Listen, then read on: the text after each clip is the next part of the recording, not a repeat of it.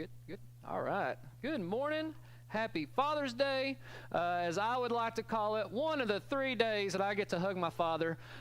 He's not a very huggy guy. I hug him on Father's Day, Christmas, and it's his birthday on Christmas, so I only get 1 day out of that.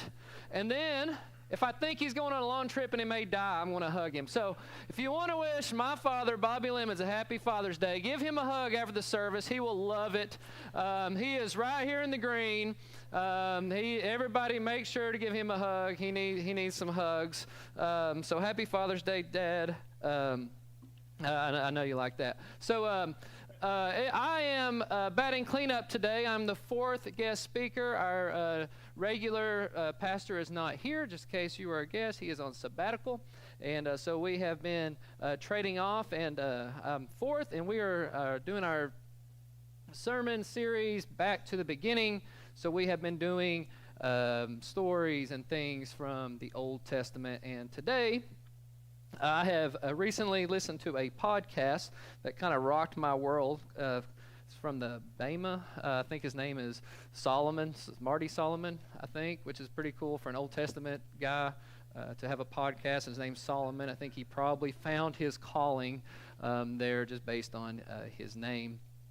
And so I taught this same lesson at a youth group several weeks back, and so we're kind of expanding on that a little bit, and because I think it's really cool stuff there. And it's the irony of me preaching about Noah.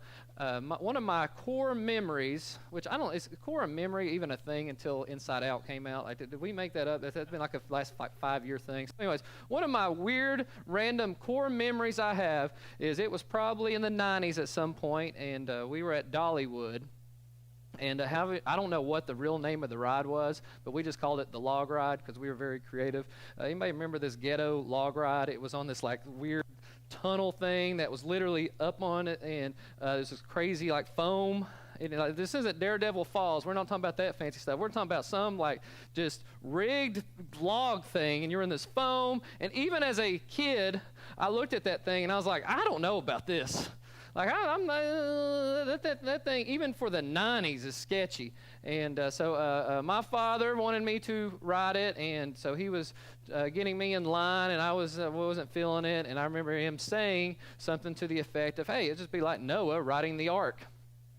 Okay, I don't know what the connection there was for me, but I thought, okay, that makes sense. So I'm going to go jump on this 90s ghetto rig Dollywood ride, and I get on it, and to comfort myself, I started singing the song that you all know, who built the ark? Noah, Noah. But I was such a skeptic that I did not get the lyrics correct, so I am screaming at the top of my lungs on this ride, who built the ark? No one, no one, no one. And that's, so I have come a long way since 1992 to go from no one building the ark to preaching a sermon on the ark in some random core 90s memory from Dollywood. Another legend I remember from that ride is that there was snakes in it, and you had to keep your hands in the thing or the snake will bite you. I don't know if that was ever true, but that was the legend of the Dollywood log ride, and they took it out, and probably good. They probably borrowed time with the famous log ride. And so before we get started, I just want to have some reflection time. Educator by heart, so we got to do some self-reflecting there. So think about Noah's Ark as you sit here right now, and think about what are the themes of Noah's Ark. What do you think the purpose of the story was? Like, what are the things that, like, what are the images that you have in your head now? What are the images? What are the things that you were thinking about when you think about Noah's Ark? For me, you think one of the first things I think of, and every nursery in America, I think, has the cute Noah's Ark in the background, the cute rainbow and everything like that. They have the toys. So those are some of the image I have. So just just for a second, think about what you believe Noah's Ark is all about.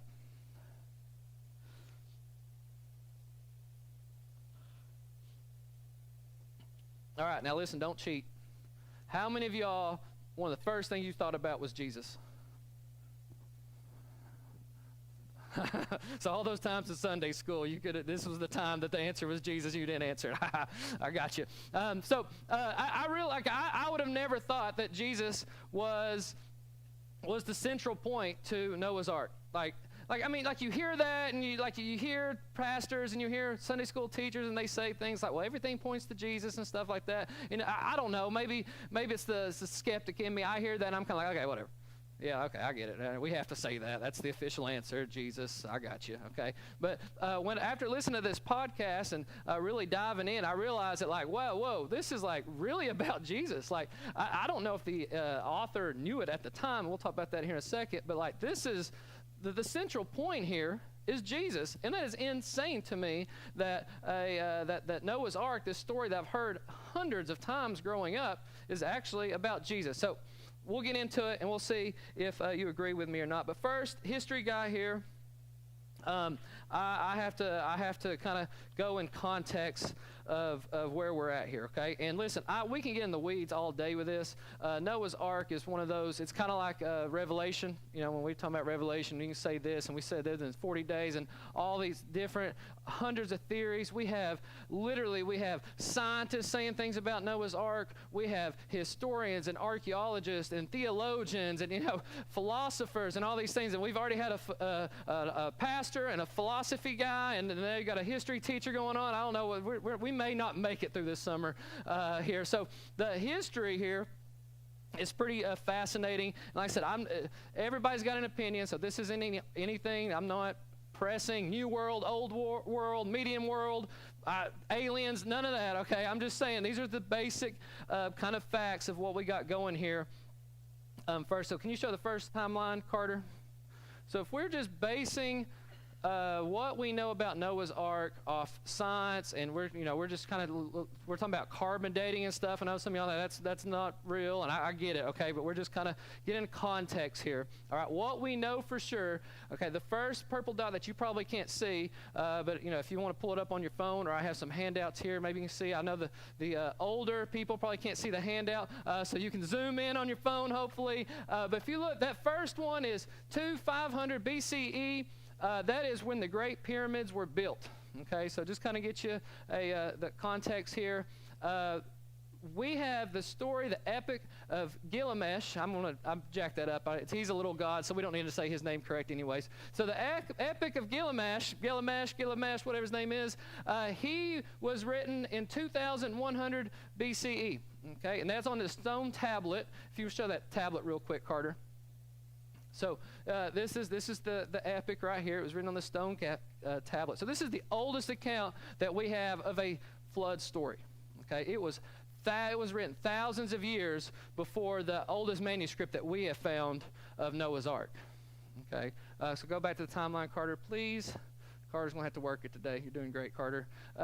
So then we flash forward. Okay, we think, based on history and archaeology, and like I said, there's all kinds of things that we can go here. We think that the first time that it was written down, Noah's Ark was written down, is about 600 to 500 BC. All right, that would have been during the Babylonian exile.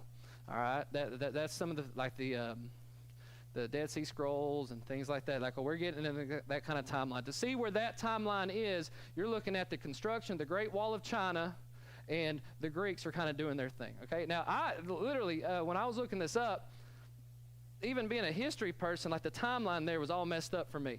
It was amazing to me that they were writing the Old Testament only 500, 600 years before Jesus. Like, I'd assumed it was thousands and thousands of years, to be honest with you. And they may have. We're not saying that, but that's what we found. That's what there may have been paper copies before that were destroyed, and we were rewriting them, and that's just what we have today, and we know. Okay, so like I said, I know there's a lot of controversy there. I know there's a lot of things that people believe, so I'm not saying 100% there it is, but just based on archaeology and science and all those things, that's somewhat of a timeline that we believe. If you go to the next timeline, Carter, okay, church tradition and things that we based off the Bible, this is kind of what we have.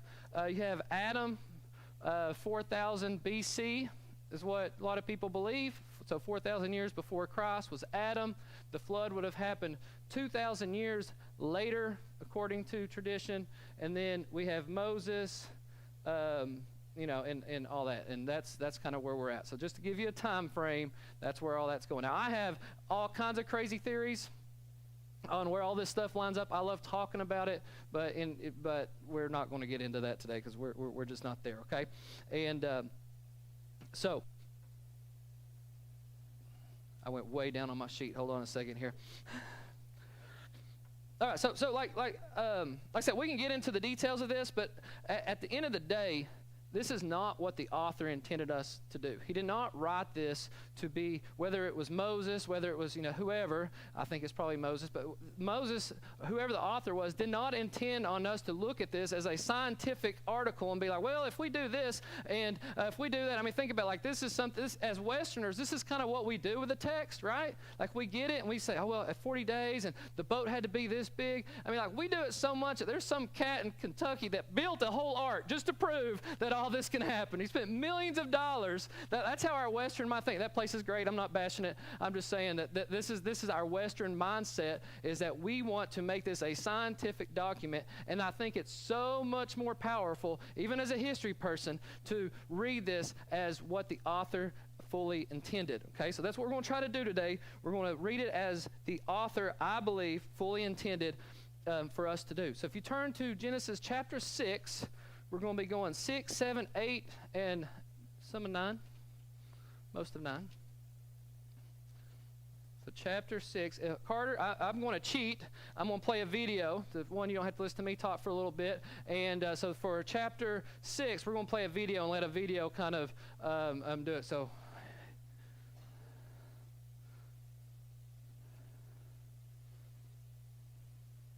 when people began to multiply on the face of the ground, and daughters were born to them, the sons of God saw that they were fair, and they took wives for themselves of all that they chose. Then the Lord said, My spirit shall not abide in mortals forever, for they are flesh. Their days shall be 120 years. The Nephilim were on the earth in those days, and also afterward, when the sons of God went into the daughters of humans, who bore children to them. These were the heroes that were of old, warriors of renown. The Lord saw that the wickedness of humankind was great in the earth, and that every inclination of the thoughts of their hearts was only evil continually. And the Lord was sorry that he had made humankind on the earth, and it grieved him to his heart.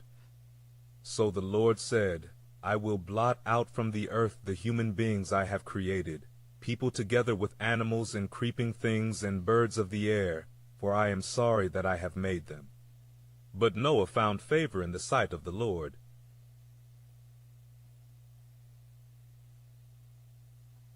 All right, so the point... These are the descendants of Noah.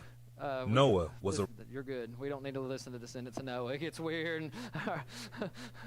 Now, I would love to preach in the next 45 minutes on the Nephilim and give you all kinds of fun theories. We're not going there either today, but I have some, okay? I have some really deep thoughts on the Nephilim. We can go there on lunch one day or something like that. But I think the point there that we're going to take away today is people are evil. People are corrupt, okay? I don't think anybody in here is going to argue that, okay? You watched the news for 35 seconds. You're going to figure that out no matter what news outlet you choose to watch. We're going to figure out that people aren't always the best. I mean, heck, just look around the room sometimes, right? We don't have to look far to find out that we are corrupt and we do bad things, okay? And so I think that's a pretty easy thing to start out with. People are corrupt, and we know that. God knows that. And now we get into the story here. So if we start with chapter 7, we're going to kind of get into it. But I have to front load some things before we get into chapter 7. First of all, we have to learn a literary term called a chiasm. All right? So a chiasm, it's a device where two or more clauses are balanced against each other, but the reversal balanced against each other by the reversal of their structures. This technique creates a mirror-like effect and emphasizes the relationship between the concepts presented. So it kind of mirrors each other. So here's a good example here. Never let a fool kiss you or a kiss fool you. Does that make sense? So that's a chiasm. You got something here, you got something here, and it's kind of reflecting each other, okay? So a chiasm, you never let a fool kiss you or a kiss fool you. is a chiasm. So kind of remember that. We're going to look at, there are chiasms within, we're not even going to get to all the chiasms. There's so many chiasms in here that I've discovered that like we're not even going to get to all of them today. Whoever wrote this book, Moses, he was a chiasm kind of guy, right? Like he loved them. So we're going to talk about that here in a second. The next thing you need to know and kind of remember as we read this is just like Revelation, numbers aren't just random in the Bible, especially in the Old Testament, okay? 40 days and 40 nights and 7 and all these things. These aren't just random. This is kind of a code that he's trying to show us, okay? So the author is going to be using numbers to show us a chiasm, okay? So let's think about that. So the numbers you want to look at are 7, 40, and 150. All right, so as I read through this, be looking for the 7s, the 40s, and the 150s. And there's tons of symbolism there. Can you pop up the number slide? So 7, completeness, divine preparation, waiting. So kind of keep that in your mind. That's what a 7 kind of is symbolic of. A 40 is testing, a trial, a transformation.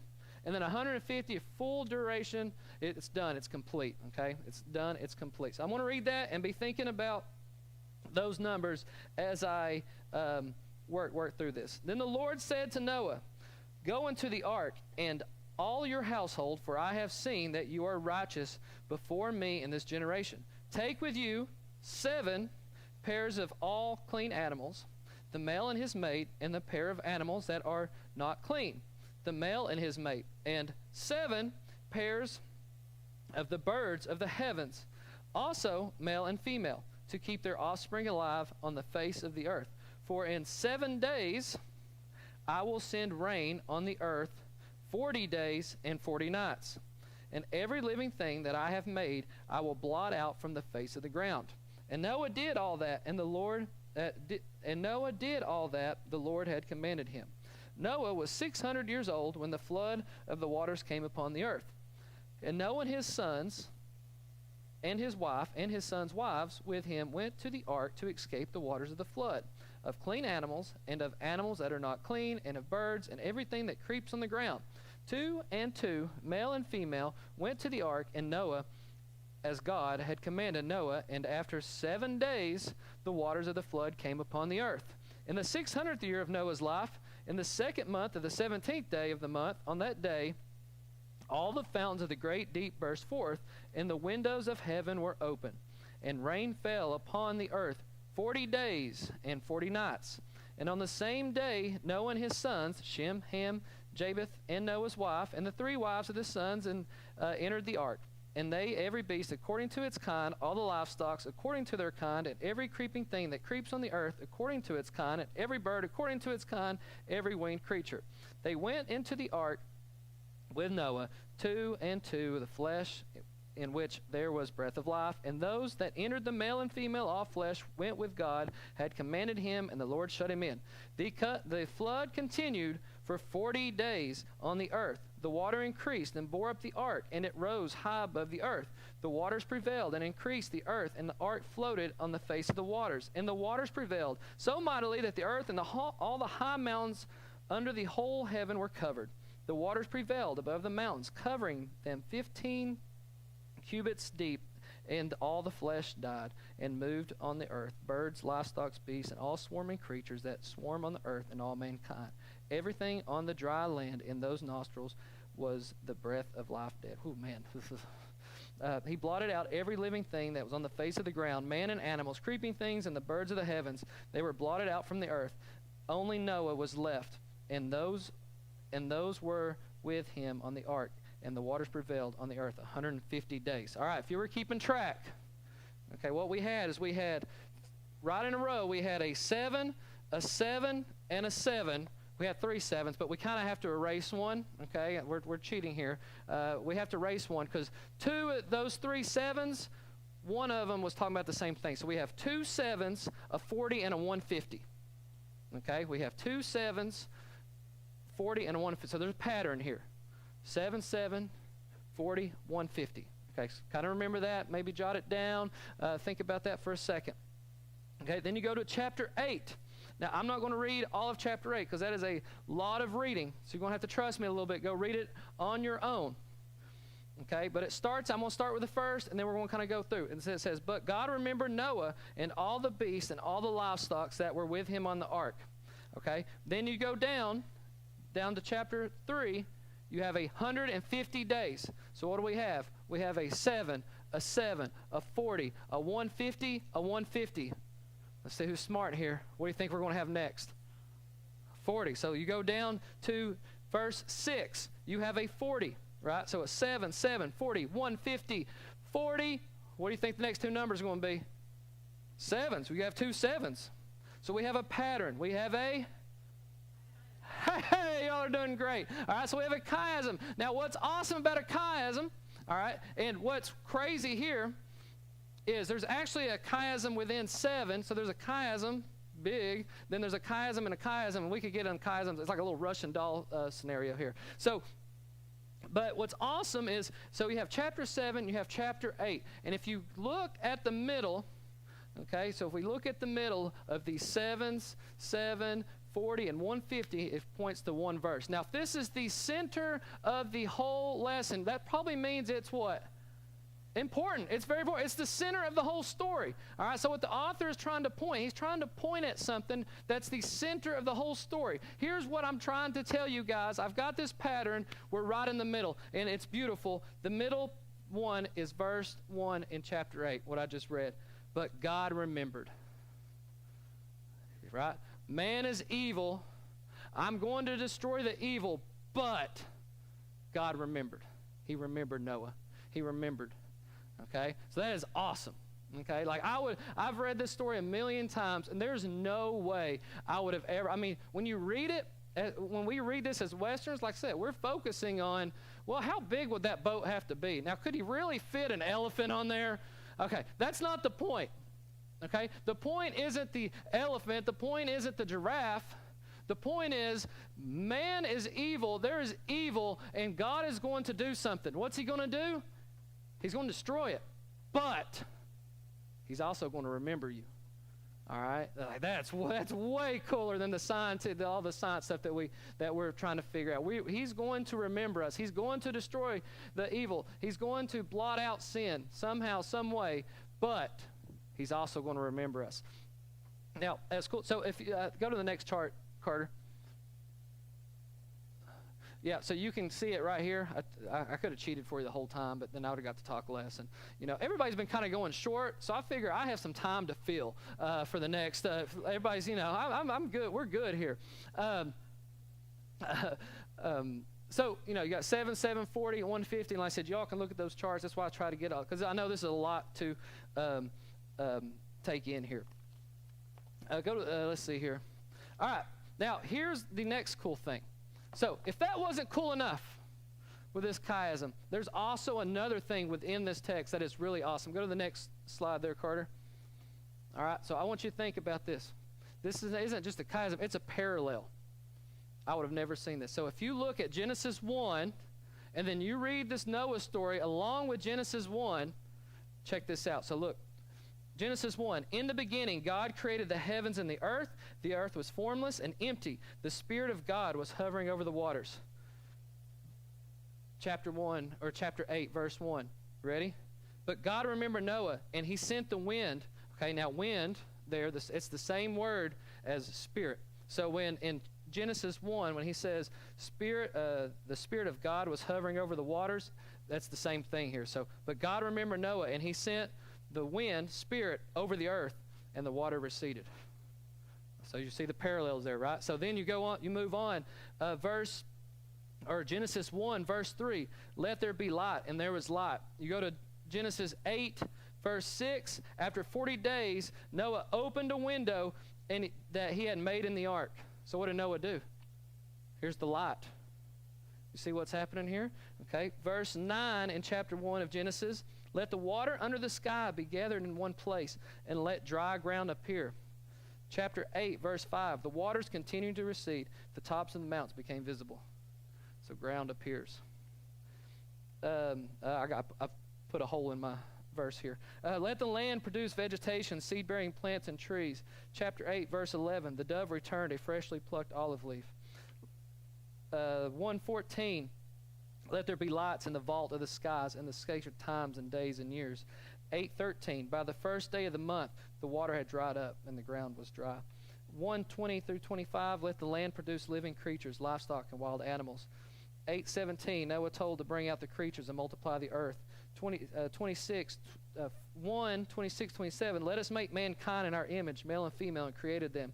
8:15, 17, God commands Noah and family to come out and multiply the earth. 1:31, God saw all that he had made, and it was very good. 8:21, the Lord smelled the pleasing aroma and promised never again to curse the ground to destroy all the living creatures.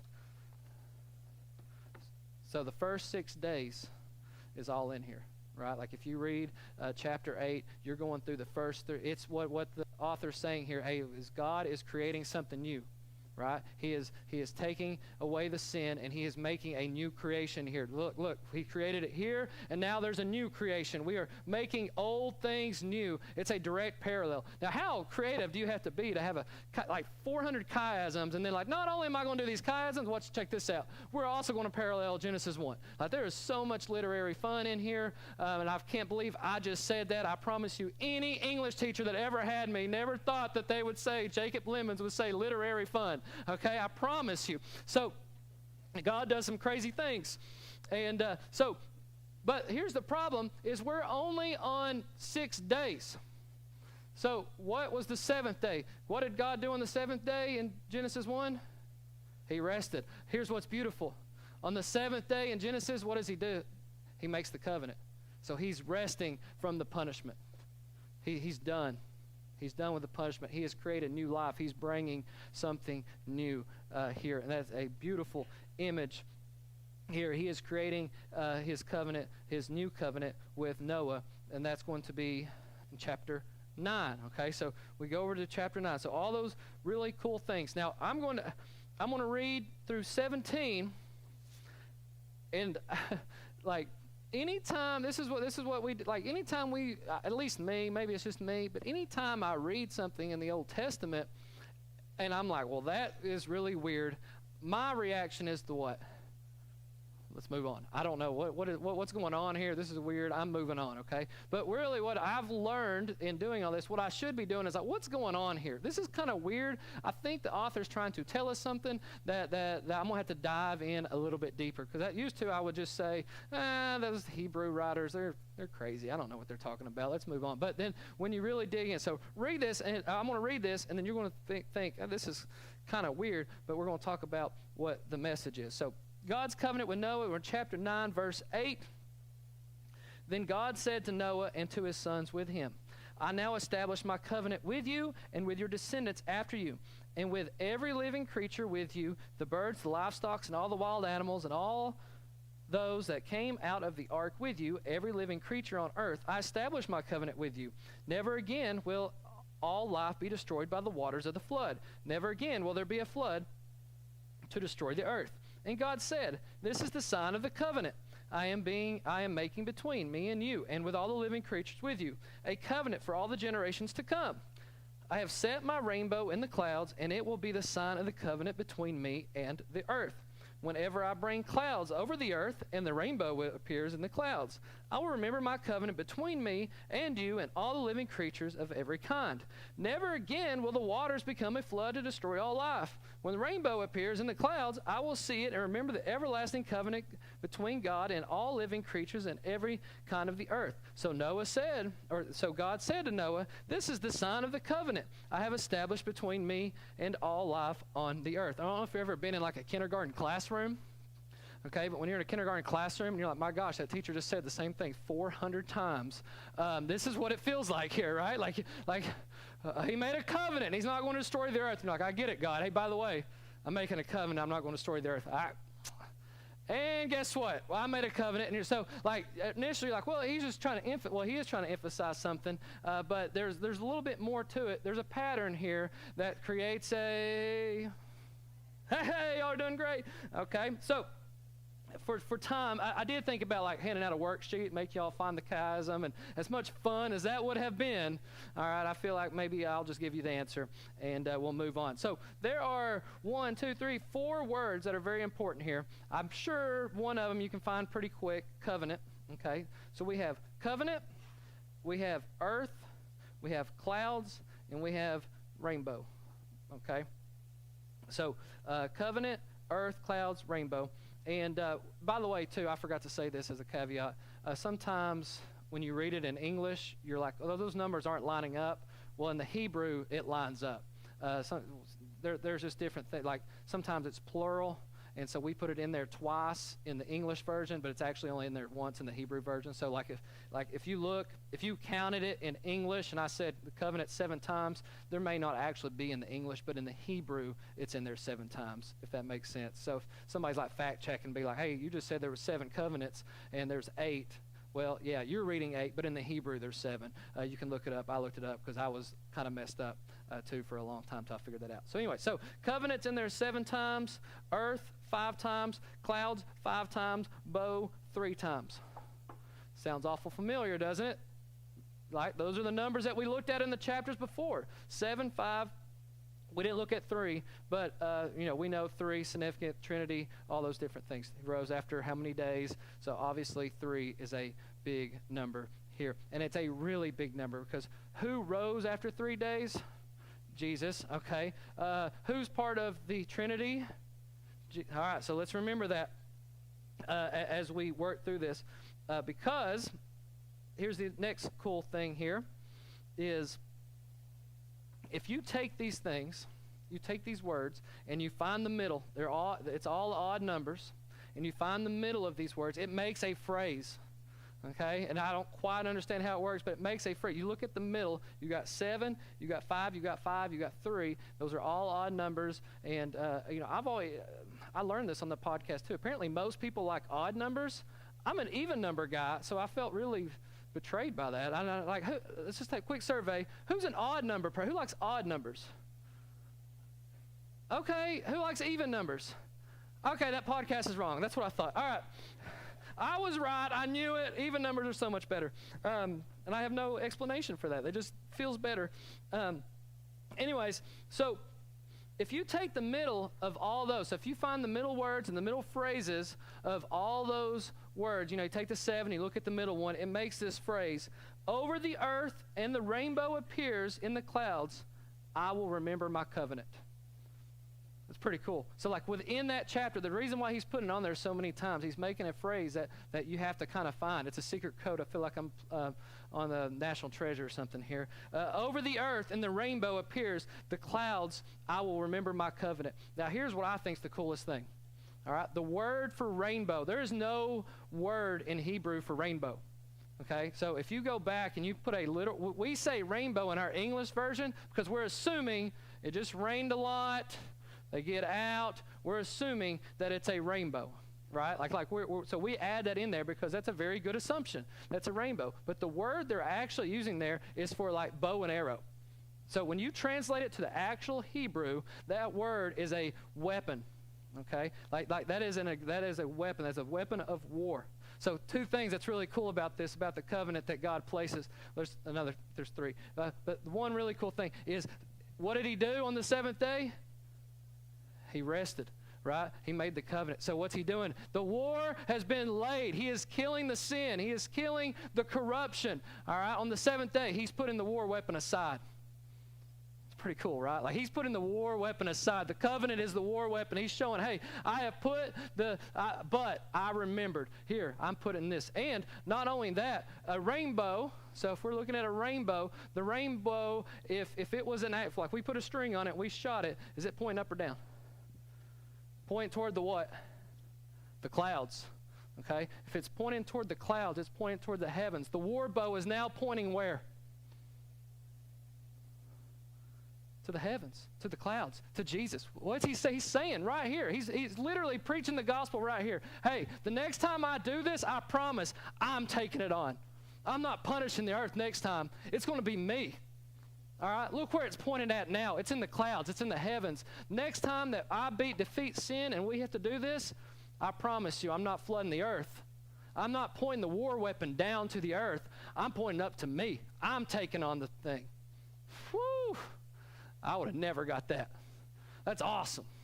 right? Like that blew my mind. And now every time I see a rainbow, I'm like, whoa, that is way cooler than the nursery rhymes and all those things, right? Like I'm taking on the sin next time. And it doesn't stop there. Oh, there's more. You thought you were going to get to go to Elsa's Ons. I think not, my friends. All right? Here's another key thing that we miss, okay? When every once in a while I get to do weddings, and that's a whole other story. And my first wedding's here. All right, I get to do weddings, and my little wedding spiel. Okay, we talk about Abraham and the covenant, that because we're talking about the wedding covenant, and all these different things about covenants, and something that God does in a lot of the covenants is that you have in these times, and we kind of lose this.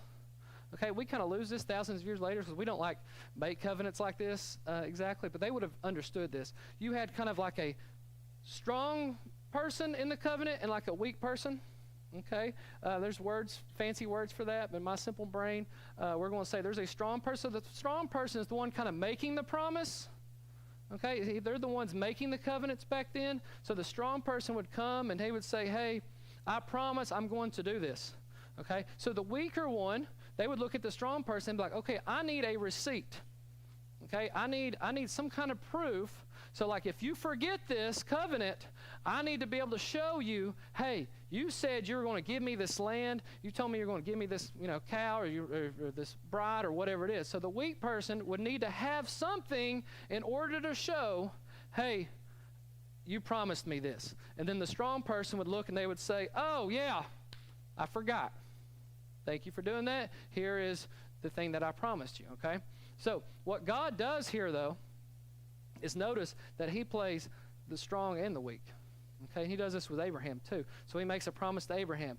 Your descendants are going to be millions and thousands, like the grain of the sand of the stars, right? Like I'm going to do this. I promise you. Now, what he did then was, it was really kind of gross, is you'd split an animal in half.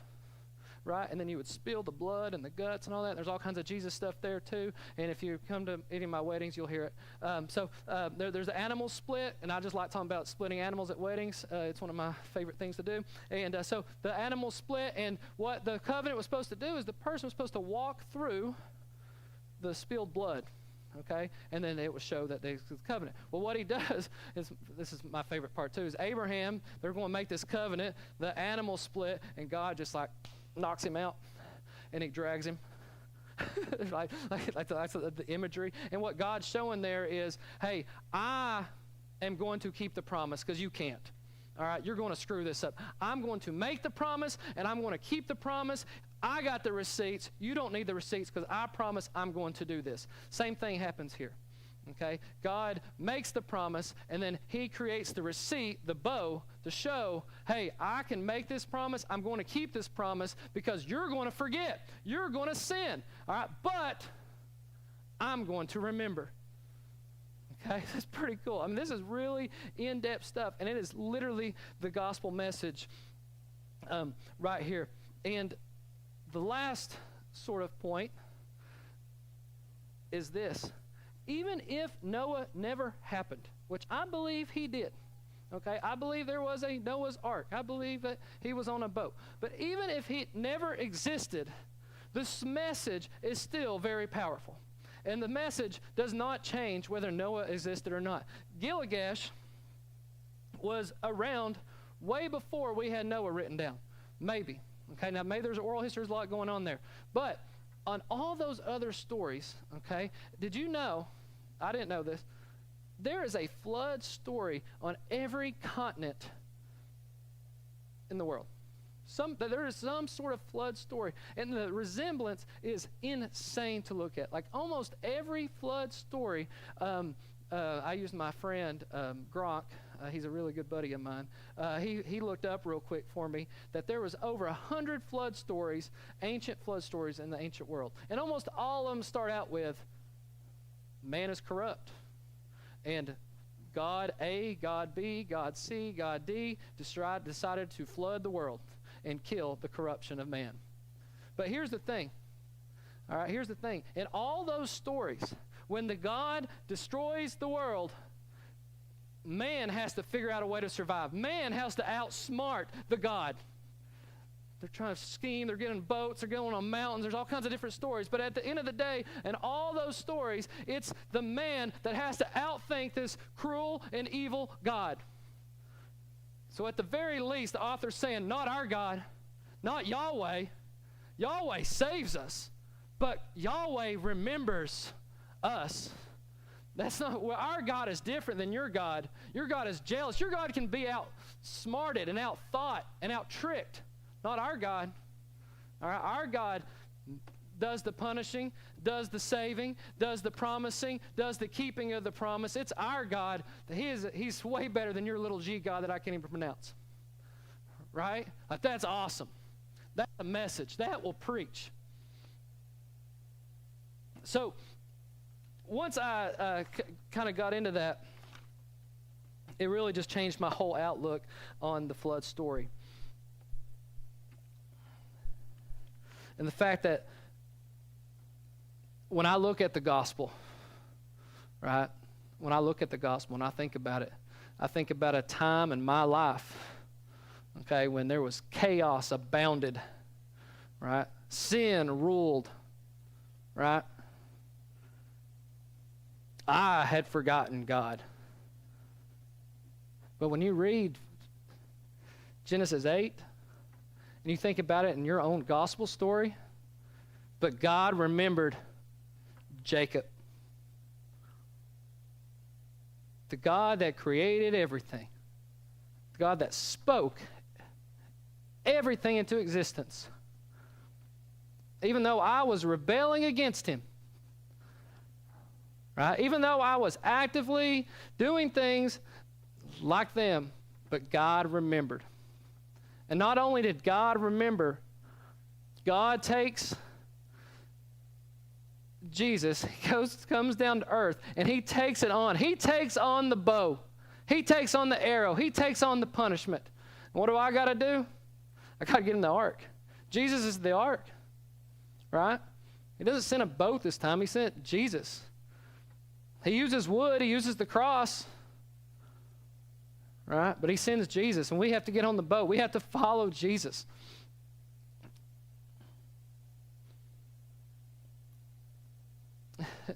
Another beautiful imagery is then you get baptized. Right? You flood your whole body into the water and come out created in a new life.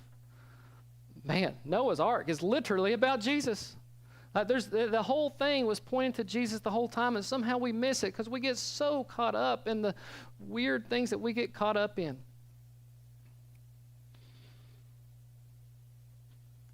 And then the Holy Spirit hovers over the waters. He brings us the Holy Spirit. Like, all that is directing towards Jesus. All right? And he's talking to you. Right? You're not too far. There's a good father. And here on Father's Day, I know there's a lot of people who don't have good dads. But you do. You have a heavenly Father that remembers you, and you're not too far. But he will always remember you. You may feel forgotten in the chaotic world, but you're not. You just got to jump on the ark. All right? Gee, it's here. This isn't like Noah where only one family gets in. It's there. The door is open. You got to enter it. So I encourage you today, talk with Jesus. Find out where he's at. Get on that boat. All right? Because the alternative ain't good. I promise. Okay? I promise. Let's pray. Father, thank you that there is so much more to the Bible than just trying to understand the scientific facts and the nuances of the crazy things that we study. Thank you that you are the good Father, that you have not left us into sin, and you have not left us in the chaos and the floods and the things that happen in this world. Thank you that you have provided Jesus for us to be saved by him, to jump on the boat and to go with you and live a life that is worth living. I pray if anybody doesn't know that today, that they hear your voice, you're calling out, that you have remembered them. And I just pray that that's true in everybody's heart, and that changes the way they look at the world. And I pray this in your name. Amen.